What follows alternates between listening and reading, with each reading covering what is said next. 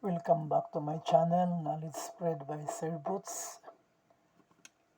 This time we're going to deal another logical topic in logic, and this time we will take up the logical operators. Our uh, outline here is truth tables, negation, conjunction. Although there are it is included here the disjunction, conditional and biconditional. We will not take this up only truth tables, negation, and conjunction. Okay. Given a proposition P, its truth table shows all its possible truth values.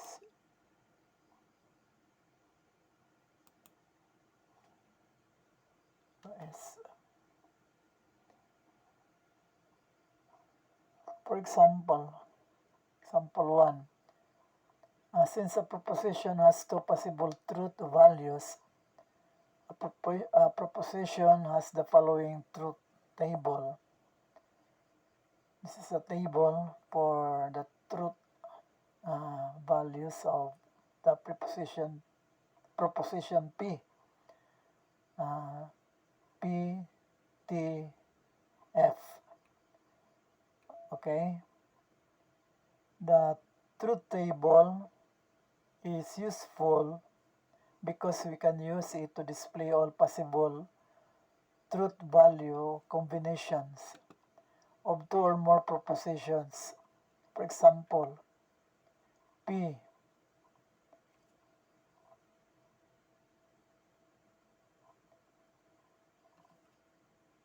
and Q.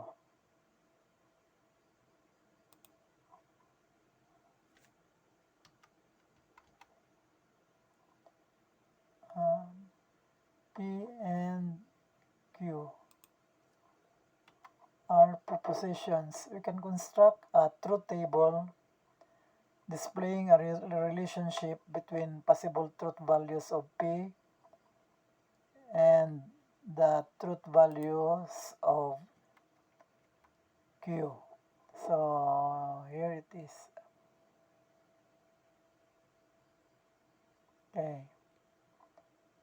So that is it. P, Q, T, T, T, F, F, T, and F, F. So that's it. Now, similarly, suppose P, Q, and R are propositions. The truth table involving the given propositions has 2 raised to 3 rows as shown in the table. So in order to get the number of rows for the truth table of the propositions, the formula 2 raised to n is used in order for us to get the number of rows in the truth table. For example, if there are 4 propositions, so in order that we can get the table of truth values, so 2 raised to 4 is 16. So there are 16. If there are 4 propositions, then there are 16 rows in the truth tables. Okay. The logical operator. The logical operator is P, this one, and this is and Q. So it's read as P and Q. And this one, P or Q. This is read as P or Q. This one symbol is if P, then Q. So this one is P if and only if Q. So this is the symbol. If and only if, then if, then. This is or, and this is and. Okay. So, given a proposition, the truth table shows all its possible truth values. As mentioned previously, we will use the truth tables to define the logical operators. If a given proposition is a compound proposition, the truth table is used to exhibit the relationship between the truth of its simple components and the truth values of its given proposition. Now let's go to negation.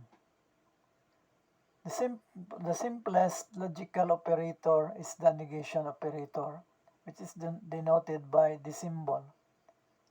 Okay, this is negation. The negation of a proposition P is denoted by not P. This is read as not P.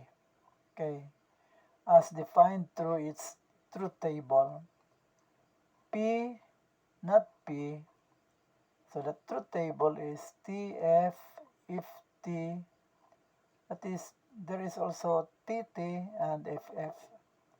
So this is lacking. Okay.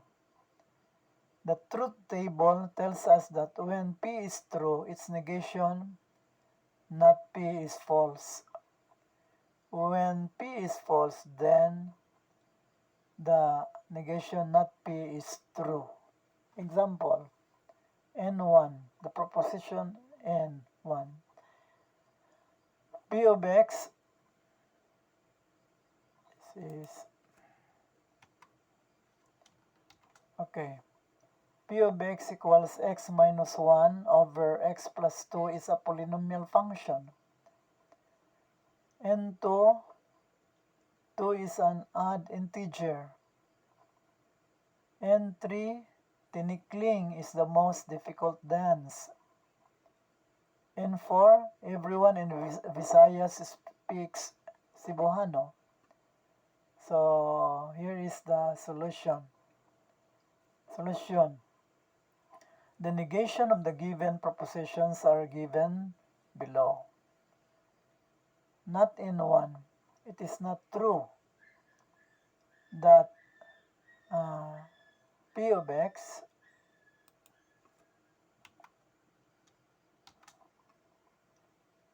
equals X minus 1 over X plus 2 is a polynomial function. Or more simply, P of X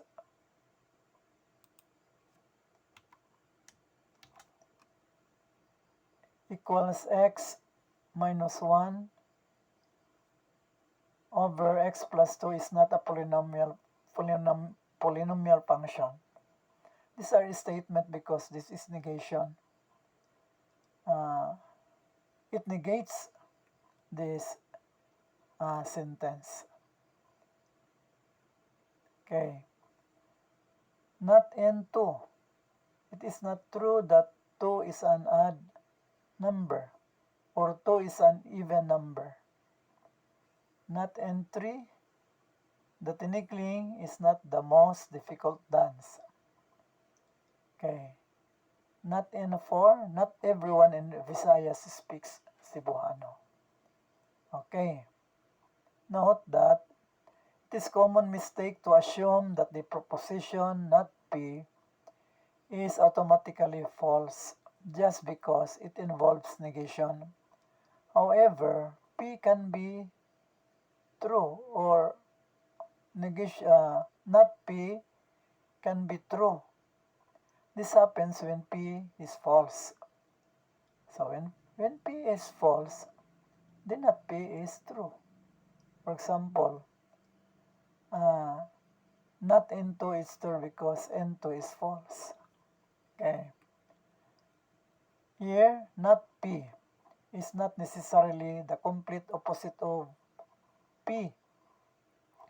For example, the negation of the statement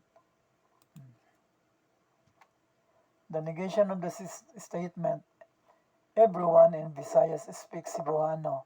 So the negation merely is it merely states that there are Visayans who do not speak Cebuano.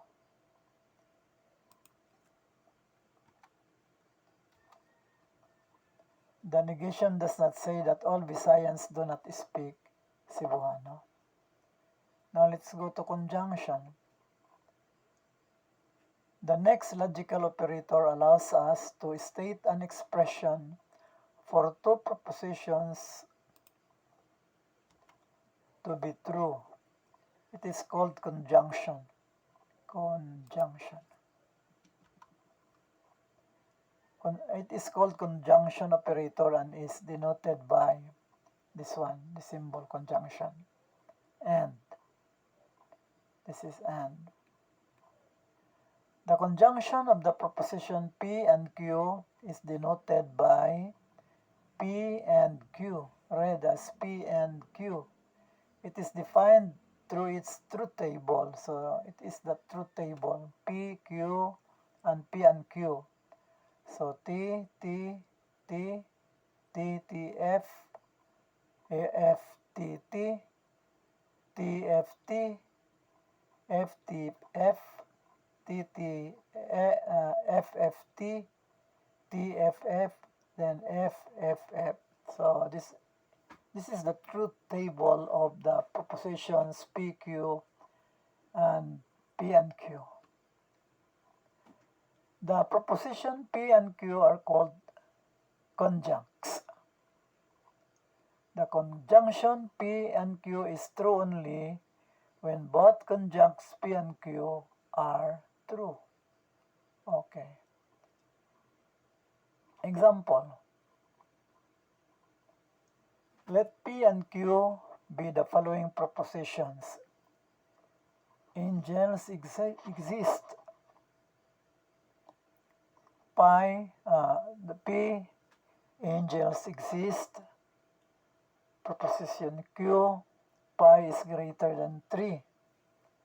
Express the following conjunction as English sentence of or in English or in symbols as the case may be. A. P and Q. B. P and not Q. C. Angels do not exist and pi is less than or equal to 3. Letter D. While angels do not exist, pi is less than 3. The corresponding English sentences are given below. Letter A. P and Q. Angels exist and pi is greater than 3. Letter B. P and not Q. Angels exist and pi is less than or equal to 3. Or angels exist yet pi is less than or equal to 3. Letter C, or proposition C, in symbols we have not P and not Q. This is not Q, not P and not Q. Okay. In logic, letter D, or proposition D. In logic, the statement is conjunction, and so in symbol, not P and not Q. Okay, now, on the yellow paper, answer the following questions by writing down the word or phrase of your choice in its item. So number 1, which of the following sentences is a proposition? Letter A, she's pretty. B, how old are you? Letter C, you shall not steal. Letter D, wear your face mask. So this is your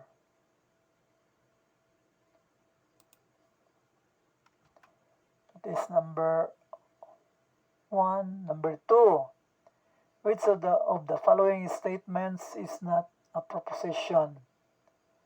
Letter A, 2 plus 5 equals negative 3. Letter B, 6 minus negative 2 is not equal to 4. Letter C, 3x equals 21. Letter D, f of x equals log x is a log function. Number 3, given two propositions P and Q, what logical connector is denoted by P or Q, or that is P or Q?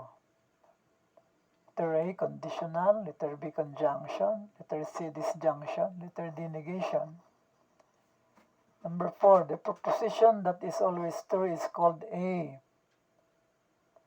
Biconditional. B, fallacy. C, logically equivalent. Letter D, tautology. Number 5, what is the truth value of the proposition pi is less than 3? A, true. B, false. C, both true and false. Letter D, cannot be determined. Number 6, what is the truth value of the proposition fishes can fly or can swim? A, true. B, false. C, both true and false. D, cannot be determined.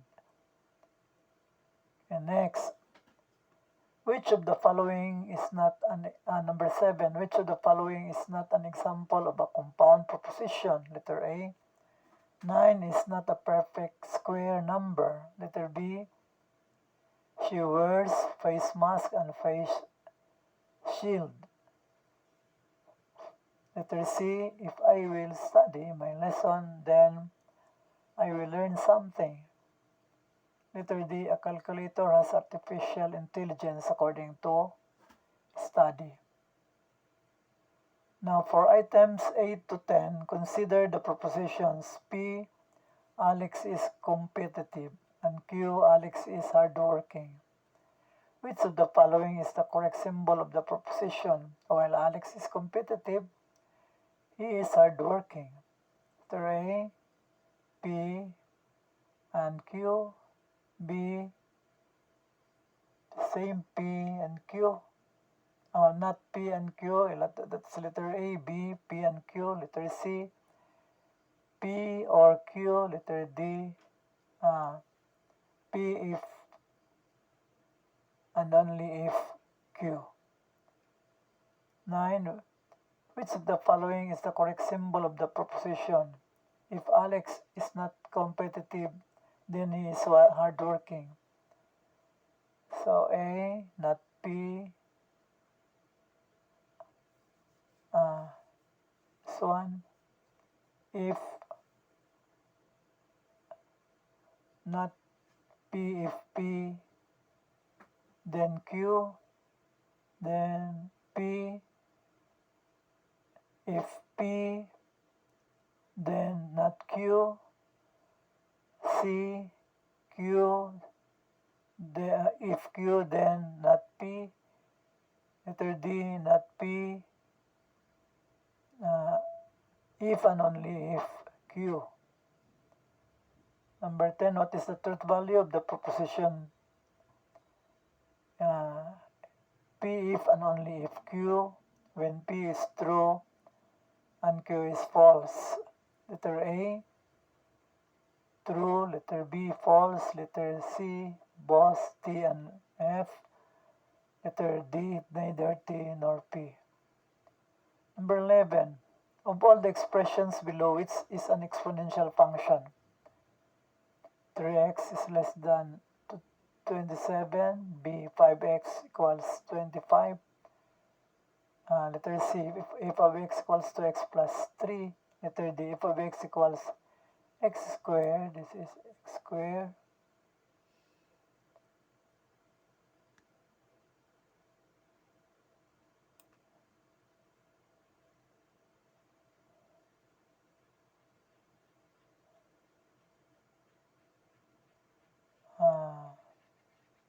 This is, wait,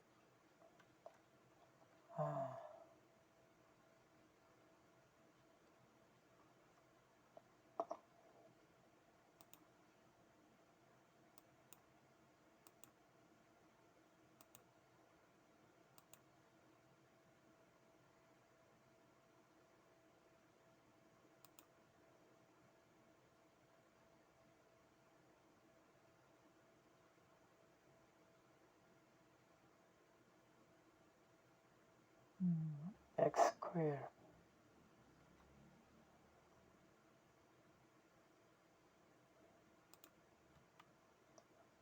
This one is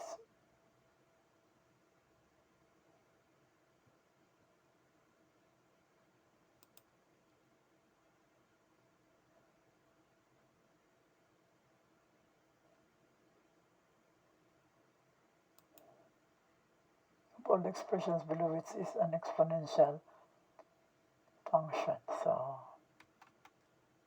this one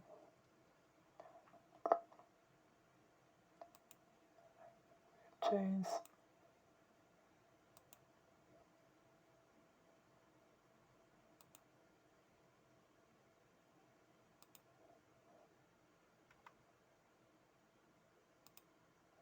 to the x. Okay, so 2 to the x, letter D, f of x equals x squared plus 3x minus 4. Number 12, find the value of x in 7 raised to x equals 343. Letter A 3, letter B 4, letter C 4.5, letter D 5. Number 13, solve for x in 5 raised to 2x minus 1 equals 1 over 25. Letter A, negative 2, B, negative 1, C, 1 half, D, 3. Number 14, which of the following is a logarithmic inequality? Log 16 to the base of 2 equals 4. Letter B, f of x equals log x to the base of 3. Letter C, log x plus 8 to the base of 6. And log x squared plus 1 to the base of 3 is greater than or equal to 2. Number 15, what is the truth values of the proposition?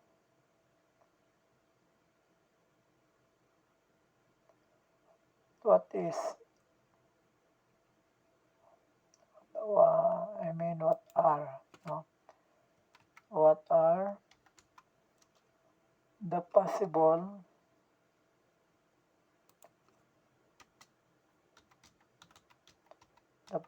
truth values of the proposition? Number 16, what is the simplest logical operator? So, these are questions that you are going to answer. And I hope that you learn from this presentation about the logical operator and especially the negation and conjunction and their operators. So, until here only, bye.